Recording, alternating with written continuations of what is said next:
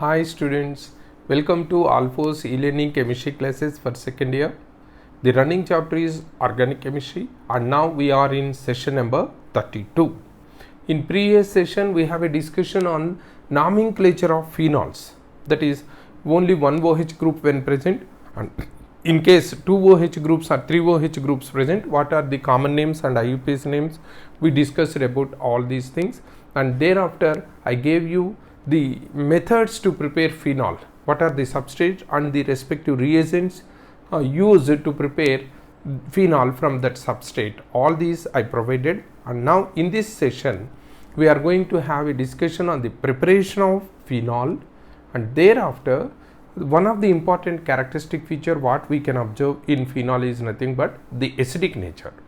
And now when that acidic nature, what are the properties we can expect from phenol due to that acidic nature, and why it is more acidic than alcohol, and all these discussions we have to do in this session. And one more important thing, dear students, so many students are asking me after completing one topic, say for example it is alcohols or phenols, like that. After completing the topic, they asked me to provide some it is nothing questionnaire. Questionnaire means it is nothing but some important questions related to the concepts that covered in each session, and thereafter having a discussion on that such type of questionnaire will be most benefited to the students. Some lecturers as well as students are asking me, that is lecturers are suggesting me, at the same time the students are requesting me for such type of questionnaire provision, and thereafter a discussion on that question after completion of the answers. Okay, I am planning for that one. From this part of organic chemistry, that is nothing but after preparation and properties of phenols, it may be of taking 2-3 episodes, and after that we will have 2 or 3 episodes related to the questions. They may be they may be of asked in different competitive examinations. If any question is asked in such a manner, how to answer, what are the techniques behind that to guess the answer in an easy manner, that is nothing but within the given stipulated time. All we will have, that is nothing but the logical thinking, how to think, that is thought provoking. I will provide that sessions definitely, because we are finding so much of time, no doubt at all, because we are already almost all coming by completing the GOC of the first year also. Even including the first year GOC, we have completed almost 1/3 of that, is even it is 25% to 30% of organic chemistry of second year also.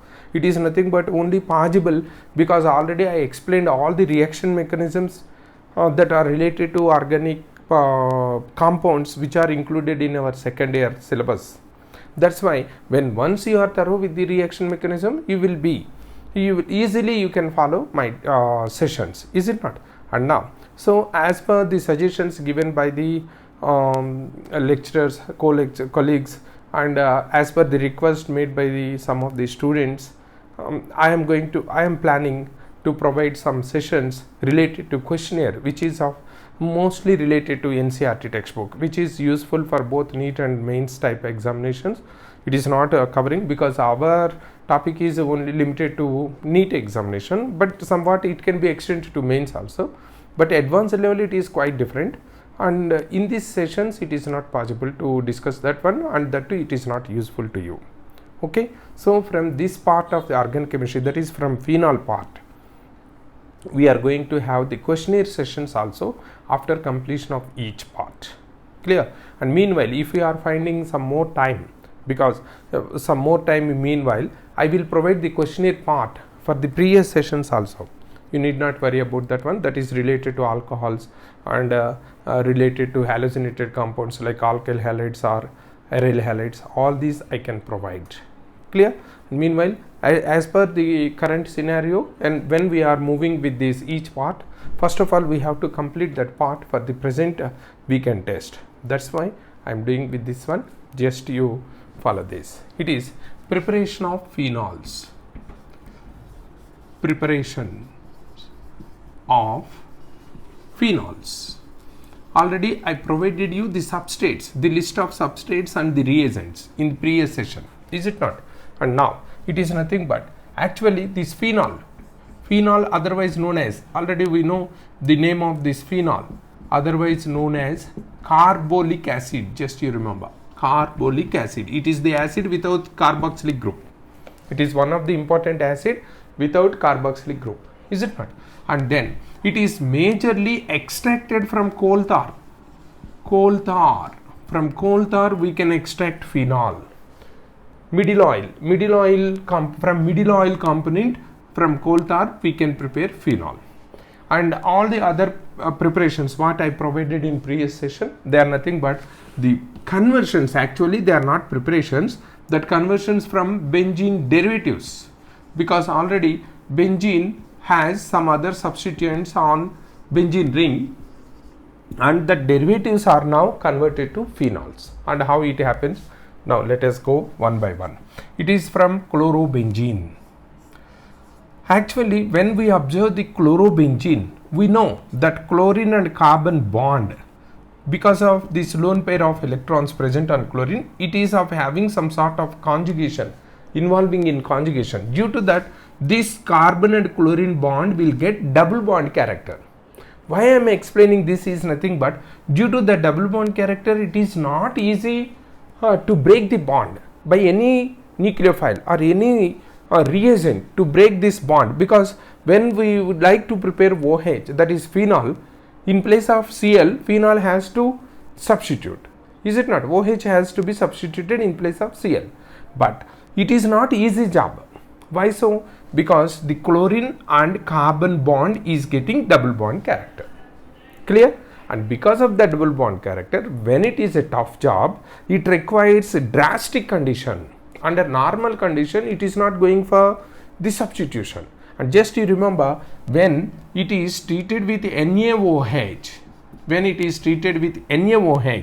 at very high temperature like 623 degree Kelvin and 300 atmosphere pressure, in this drastic condition, the Cl will be replaced by OH minus. Just you remember, it is nothing but SN mechanism, nucleophilic substitution. It is nucleophilic substitution, and where that Cl is replaced by OH group plus Na plus Cl minus. Clear? Here this chlorine, when actually you know, when chlorine is coming to benzene, it is electrophile, because benzene is interested to go for electrophilic substitution. So when chlorine is coming to benzene ring, it is coming in the form of electrophile. But you remember, when it is of the chlorine itself is undergoing any substitution, now that chlorine is behaving like a nucleophile. When it is coming into this substrate, it is electrophile, but when it is replaced by some other reagent, it is behaving like nucleophile. Clear? So it is like this. And next one is benzene sulfonic acid. Benzene sulfonic acid, as we know, when it is treated with oleum is nothing but H2SO4 and SO3. Just you remember, this is electrophile, and when it is of now giving benzene sulfonic acid SO3H, just you remember, sulfonic acid group is the best leaving group.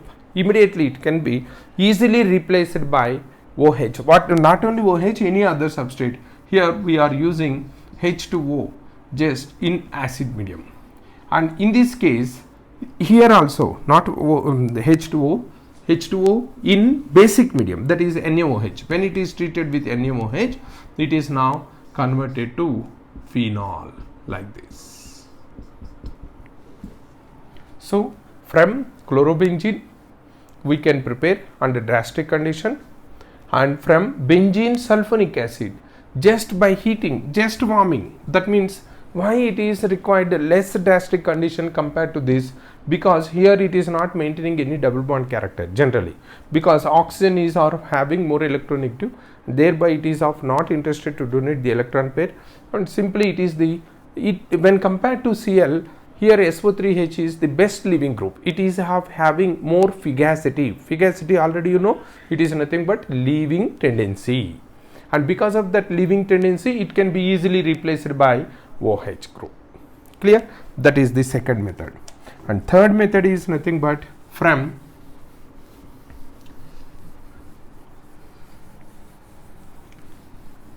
diazonium salt. From benzene diazonium salt. Third one. Benzene diazonium salt. How it can be prepared? Just already we know. In previous session I explained. It is aniline. For example, if we are considering this, when treated with NaNO2 plus HCl. And what is NaNO2 plus HCl? It is nothing but it provides HNO2. HNO2 is nothing but nitrous acid. Nitrous acid. And this nitrous acid in situ. In situ means on the spot. Why we should prepare the HNO2, that is nitrous acid in situ? It is only because when it is already prepared, HNO2 is having some sort of tendency to undergo self-oxidation and reduction. That is, it will undergo redox reaction. It is nothing but because this in HNO2, nitrogen is in +3 oxidation state, which is in the middle of the lowest oxidation state possible for nitrogen -3 and the highest oxidation state possible for nitrogen +5. So when it is in between these two, one molecule can go for oxidation, the other molecule will go for reduction. That is nothing but it is undergoing auto redox reaction. And because of that, we should not prepare it well advanced to the experiment. Just it has to be prepared in situ, on the spot. When we tend to make any reaction of HNO2 with this one, then on the spot we can prepare as NaNO2 plus HCl. Not only HCl, just you remember any acid you can use. So when these two combination in any case is given, just you remember it is nothing but HNO2. And this HNO2, when it is with amine NH2 group, just you remember NH2 group is immediately with HNO2 converts to diazonium. Diazonium, diazo. Azo means nitrogen. Diazonium means two nitrogen atoms. Diazo. Nium, IUM is positive charge. Here you observe N2 plus and Cl minus. It is N2 plus, two nitrogens with positive charge. Such name is diazonium. Diazonium. Clear? And now this is the best living group, you remember forever. Best living group is diazonium group. N2 plus is the best living group. And just you remember here some sort of questions are there. And now N2 plus, when say for example if it is N2 plus like this, N2 plus and Cl minus, it seemed to be actually what is our idea regarding the electrophiles and nucleophiles? We think that all the positively charged species are electrophiles. Is it not?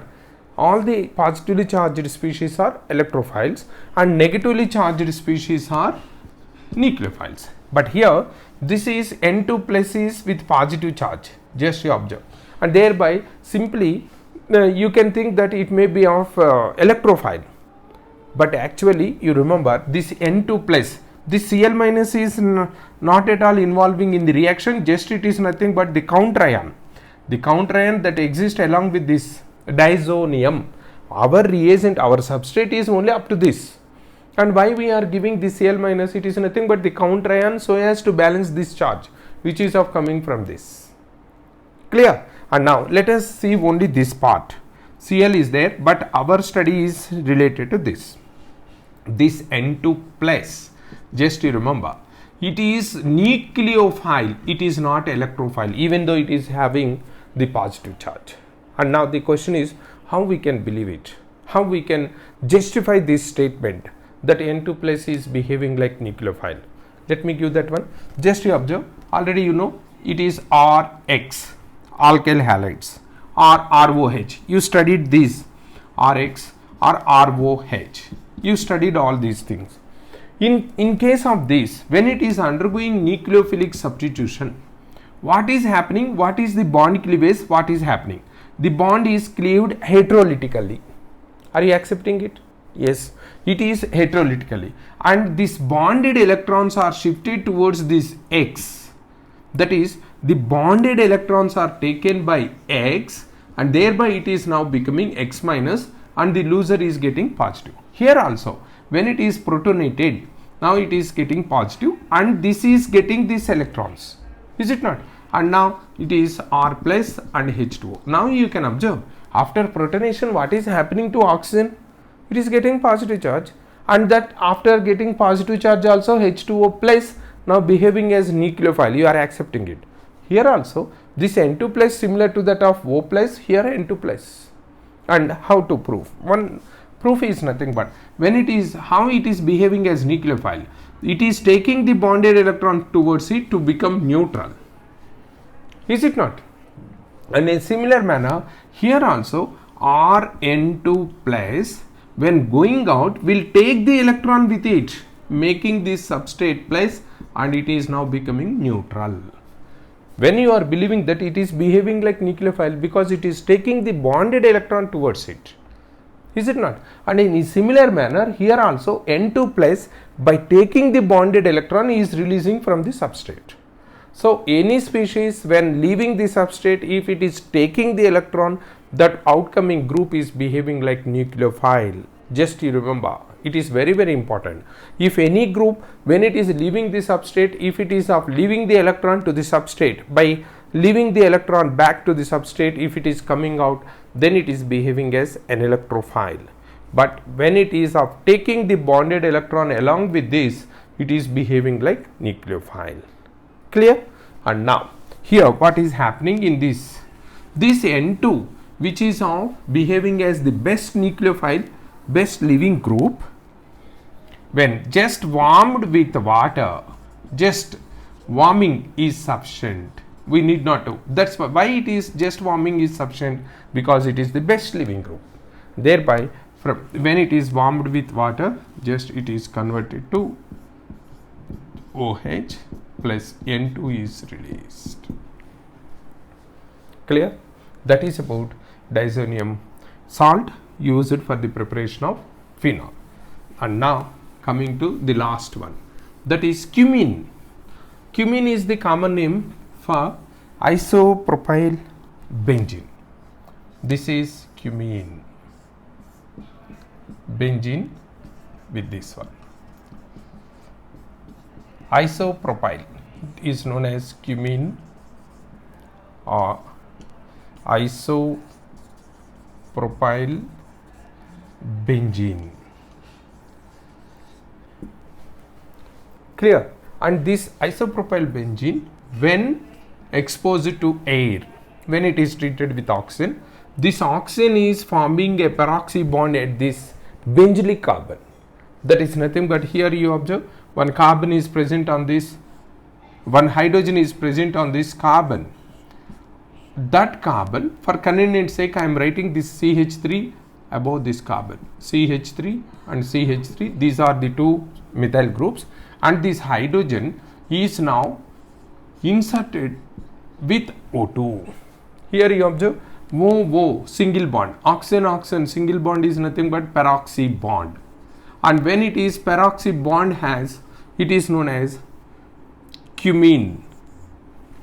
The compound is cumene, totally cumene hydroperoxide. Cumene hydroperoxide is formed.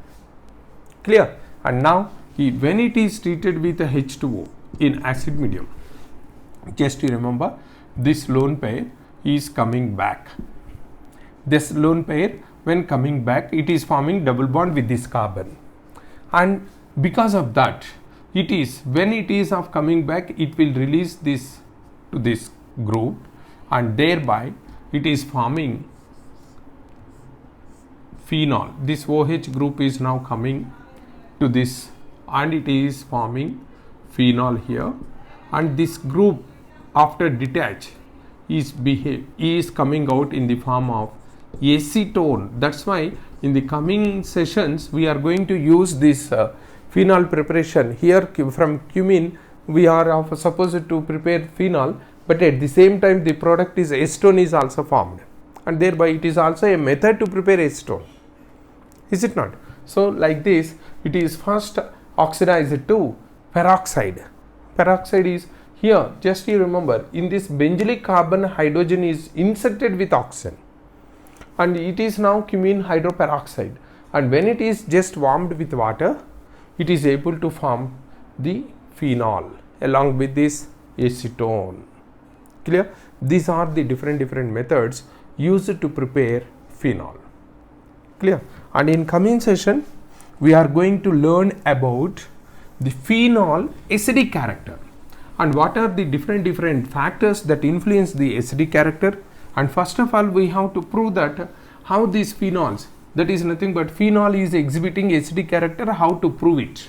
What are different reactions that are useful in proving the acidic natures of the phenols, and thereafter when we have to prove that phenols are more acidic than alcohols by certain reactions, and they may ask some questions related to which of the following reaction proves that phenol is more acidic than alcohol, like that. Clear?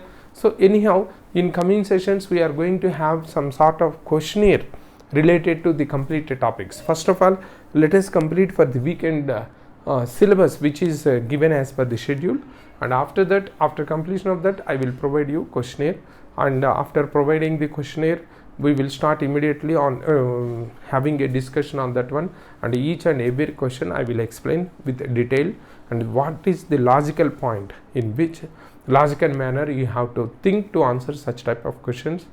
That's why I am asking you strictly you have to follow that questionnaire sessions. If it is possible, you can note it down in your notes, and whenever such type of questions appear in your examination, immediately you have to think in such a manner. That is nothing but what I am calling the technique is nothing but thought provoking. Clear? Okay, in coming session I will discuss about the properties of phenols and substituted phenols. Okay, thank you.